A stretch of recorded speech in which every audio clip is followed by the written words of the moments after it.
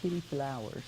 He would go out front with me and help me in the garden, and he'd snap off the heads of them, and Petey flowers. It may sound strange, but fully intact, none of the flowers in Tim and Debbie's garden are quite as pretty.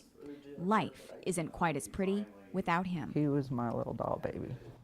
Yeah, he was my firstborn son's firstborn son. The Davises watched Gavin practically every day until about 3 months before his death, when they began noticing signs of abuse. He would come over and it looked like someone had been pinching him really hard. He had like little blood lines where he'd been pinched, and he had little like fingerprint marks on his face where he'd been slapped. But 3 hotline calls later, only 2 by Debbie, and the Department of Health and Senior Services still hadn't opened an investigation. In fact, no one was home twice when caseworkers went to the house where 18-month-old Gavin, his mother, and her boyfriend lived.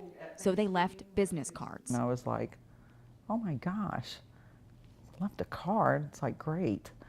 That just tipped her off. 2 weeks later, Gavin was murdered. There was a wooden rocking chair in the room, and I just kept thinking, Grandma can fix this. He just needs Grandma to rock him. And I couldn't pick him up because he was part of an investigation now. The boyfriend was charged, but that was not justice enough for the Davises. They dedicated their lives to fixing the system.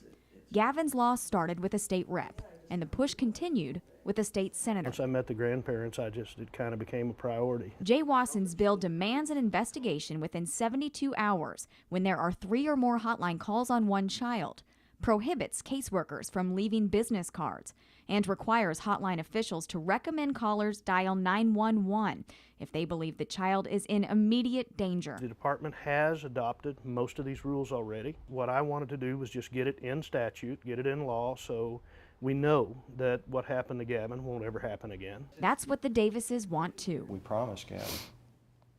Something good had to come out of that. They say he knows they've kept their promise. A butterfly told them.